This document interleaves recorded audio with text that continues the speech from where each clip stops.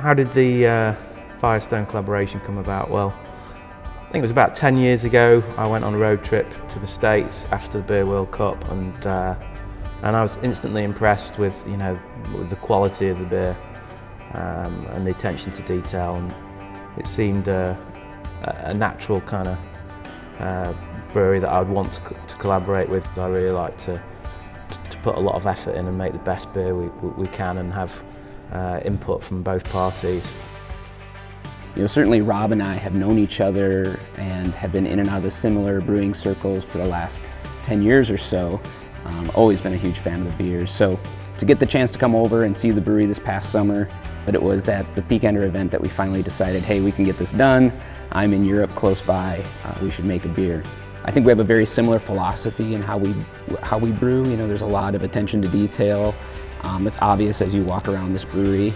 The fact that this brewery does cask ale, traditional cask ale, something I've always been in love with. The beer is a West Coast IPA, and that's what those guys do really well. Being on the West Coast and access to all those fantastic hops. Cloudy East Coast IPAs are all the rage, but we just wanted to go back to brewing a West Coast, which is probably my preferred style of IPA. The base malt for this is Maris Otter, which is actually an English malt, but this particular Maris Otter that Rob buys is quite pale in color. We used very little specialty malt. We used a little bit of dextrose malt, or what we call dextrin malt. It's carapils that will give a little bit of malt roundness to the beer, a little bit of Munich malt that gives it a little bit of toasty character in the malt. But what we're really looking for is a fairly neutral canvas to, in my mind, paint this hop character, this West Coast hop character. Those guys being on the West Coast get access to such good hops, and they know what's new and what works. With this Idaho 7, we wanted to see what would work with that, so that's the main hop. I mentioned to Rob about Idaho 7. It's a hop I'm pretty excited about right now.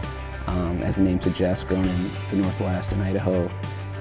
Pretty fruit forward. I would call it kind of a modern IPA hop, and yet it's got some nice rounded edges to it. It should work really well in a West Coast style beer.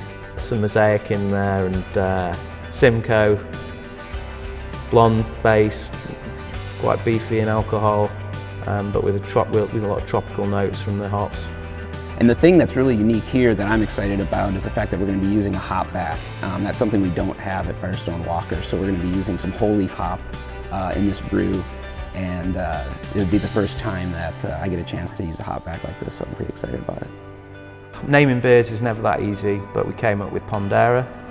It's something that's fun to make. It has this gorgeous kind of tropical fruit element to it. It's going to be a great beer to drink.